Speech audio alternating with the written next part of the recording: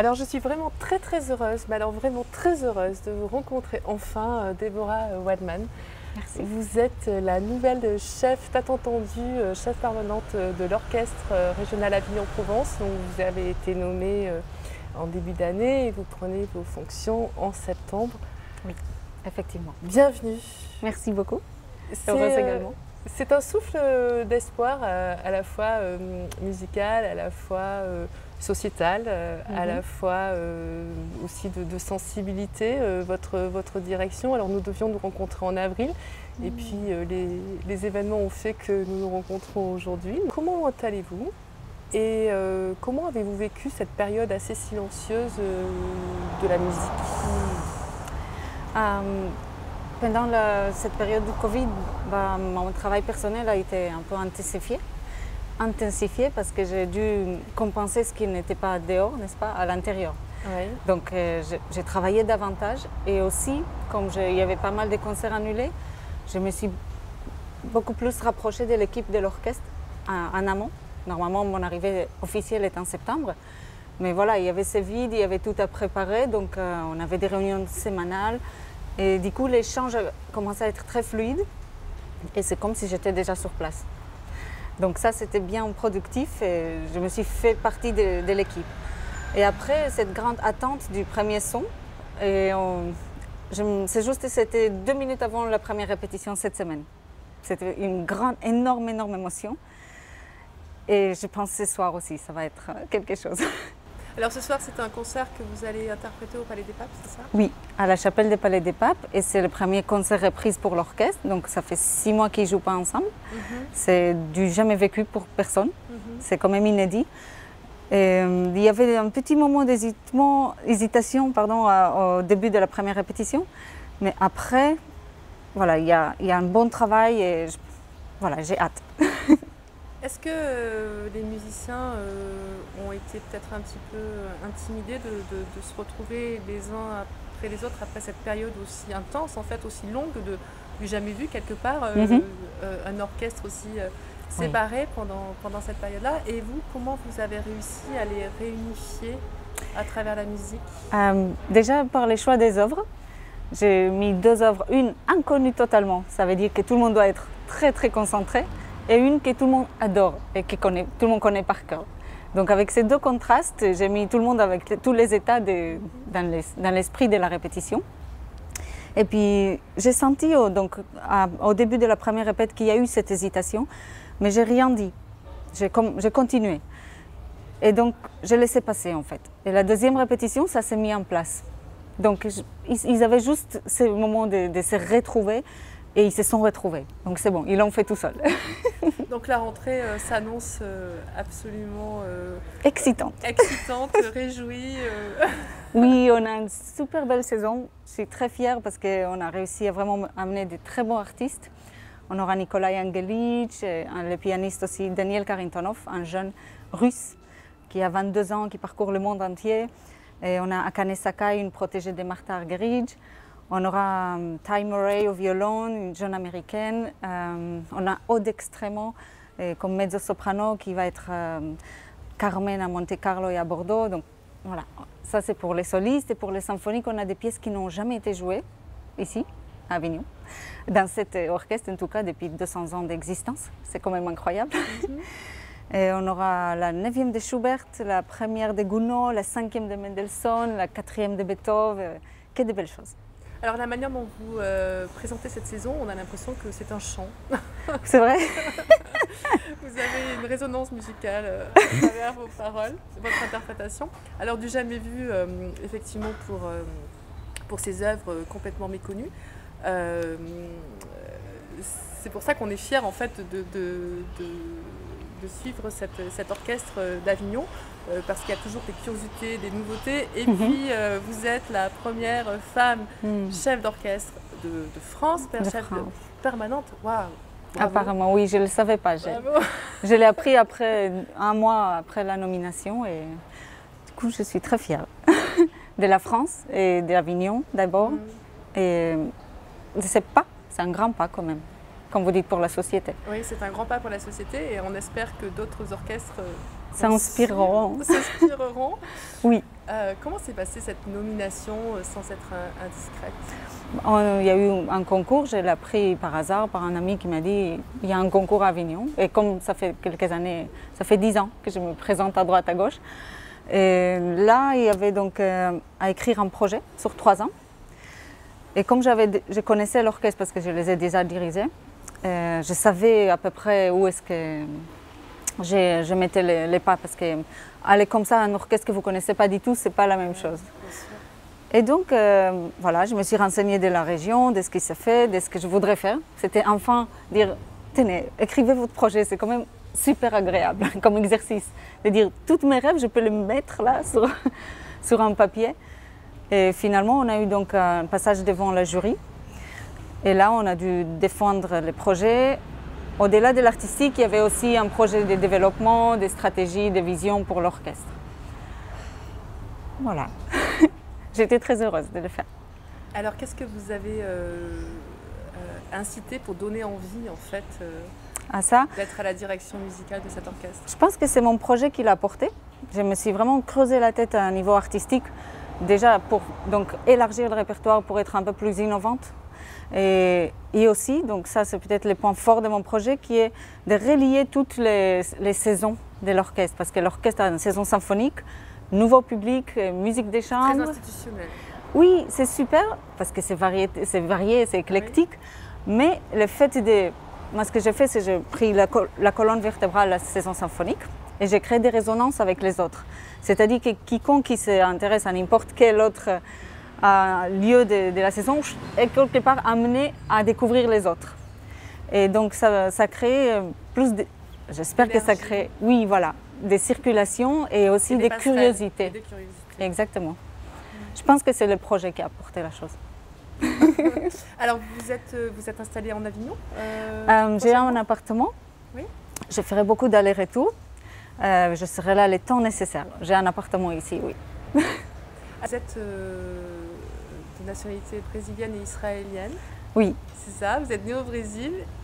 Comment, vous pouvez nous expliquer, parce que c'est pas très courant.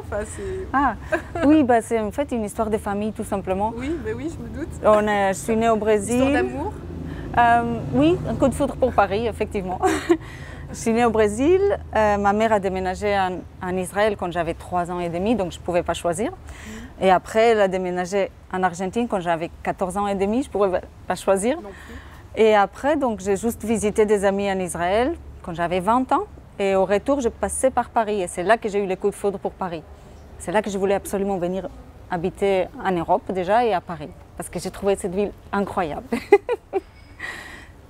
La culture, l'architecture, les gens étaient super agréables. Tout le monde me disait, attention, les Français ne sont pas agréables. Mais avec moi, dans la rue, ils étaient super agréables. Et donc, je suis tombée amoureuse de la ville. C'était un peu ça. Mais en même temps, on reçoit ce que l'on donne aussi. Peut-être. Vous êtes gentil. Alors justement, cette mixité de culture, comment vous l'imprégnez à travers votre direction? Est-ce que ça influence aussi la manière d'avoir cette sensibilité un petit peu particulière, une direction Des fois, je me suis dit peut-être parce que des fois, j'ai dû dépasser les langages. Là où j'arrivais, je ne parlais pas la langue. J'arrivais en Israël, je ne parlais pas la langue, j'ai appris l'hébreu. Je suis arrivée en Argentine, je ne parlais pas l'espagnol, j'ai appris. Arrivée en France, je ne parlais pas la langue, j'ai appris. Donc, c'était chose d'avoir une perception plus intuitive des gens que la barrière, entre guillemets, de la langue.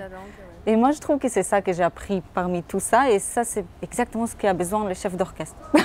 Cette communication haute qui est à la parole. Donc ça, c'est une grande richesse que j'ai eue grâce à ce multiculturalisme. Après, c'est vrai que je suis née au Brésil, mais on est des origines européennes totalement. Polonais, il y a italien, il y a portugais, espagnol, dans tous mes grands-parents. Et donc, pour moi, venir en Europe, c'était vraiment revenir au berceau de mes ancêtres. Vous avez quand même vous avez une richesse extraordinaire de vos origines. Comment vous êtes arrivé à puiser un petit peu de chacun d'eux? C'est dans l'imaginaire, je pense. Quand j'ai grandi en Israël, j'avais toujours cette idée de l'Europe classique. Et puis comme après j'ai choisi la musique, On va faire l'Europe comme les anciens, non? Parce que la musique classique aujourd'hui, c'est dans le monde entier. Il y a même en Chine de très bonnes opéra house. Mais finalement, le berceau, c'est en Europe, quelque part. Le berceau de la musique classique, la gamme, elle est née. Il y a eu la première école de Notre-Dame, et puis toute l'histoire de la musique, le Bach. Et c'est aujourd'hui que c'est dans le monde entier. Et donc pour moi, c'était revenir aux sources. Est-ce que vous pensez qu'en tant que femme, vous apportez une sensibilité différente que vos confrères chefs d'orchestre hommes? Je ne pense pas dans les résultats. Je pense que les résultats doivent être les mêmes. Il n'y a pas de différence. Comme une œuvre, une sculpture, vous ne pouvez pas dire si c'est sculpté par un homme ou une femme, si vous la voyez, la sculpture. Donc la musique, c'est pareil. Si vous allez à un concert, vous fermez les yeux, vous ne savez pas qui est dans le programme, vous ne pouvez pas dire si c'était une femme chef ou un homme chef. Ou pareil qu'une femme violoniste ou une pianiste. Aujourd'hui, on ne se pose même pas la question, sauf que nous, dans les femmes chefs d'orchestre, c'est tellement récent qu'il y a encore ce questionnement. Mais je suis convaincue.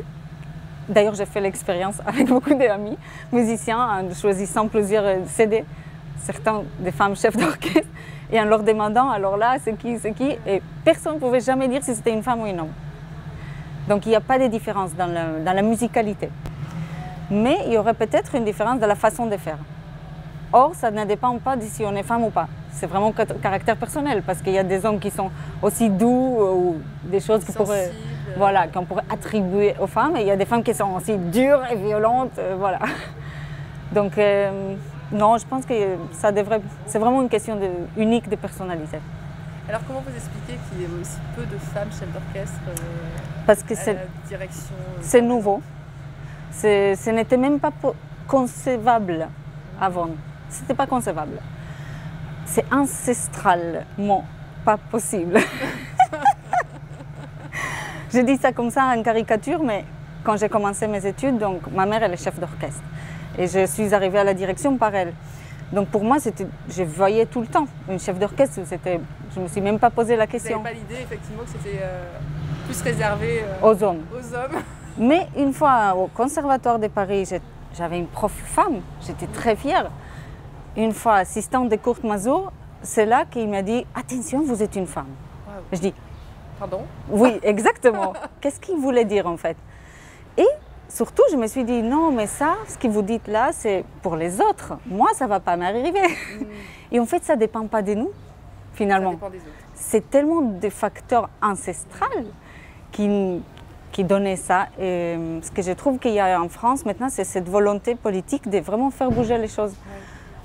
Dans la politique aussi et dans les postes de responsabilité. Donc ça commence à bouger à partir de l'année dernière en fait, 2019. C'est très récent. C'est très récent. Oui, mais c'est un début et il faut s'en réjouir. Il faut dire qu'il y a une nouvelle perspective. C'est positif. Oui, même s'il y a une génération sacrifiée quelque part, c'est pas grave. Enfin, c'est arrivé.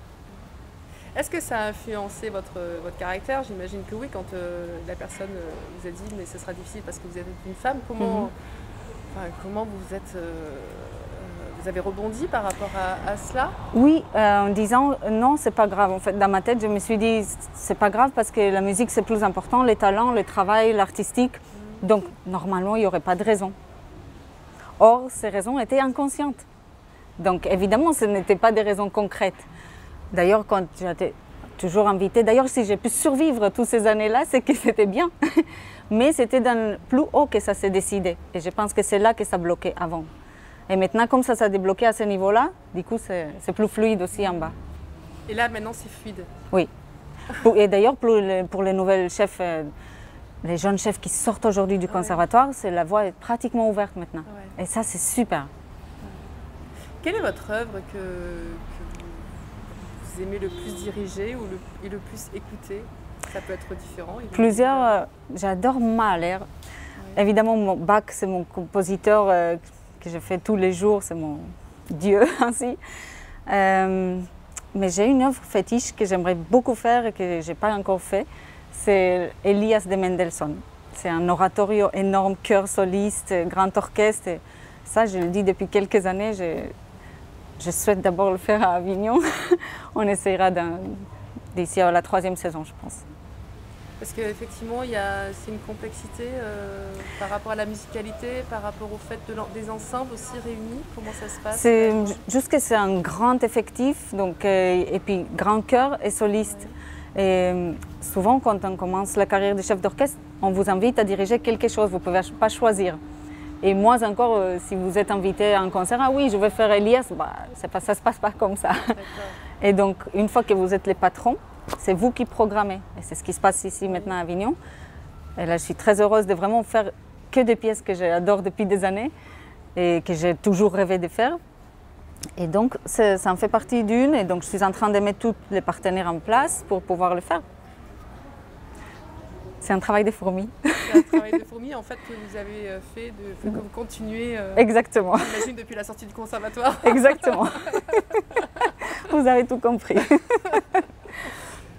Mais la fourmi, parfois, elle a une grande fourmilière derrière elle. Exactement. C'est ce qu'on peut vous souhaiter.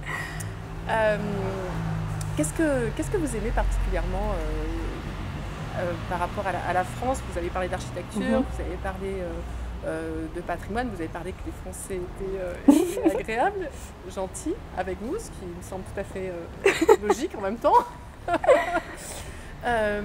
Mais parallèlement à cela, est-ce que vous avez des choses particulières que vous aimez, notamment la gastronomie, notamment la culture? Oui, je suis... Est-ce que vous êtes une épicurienne par exemple?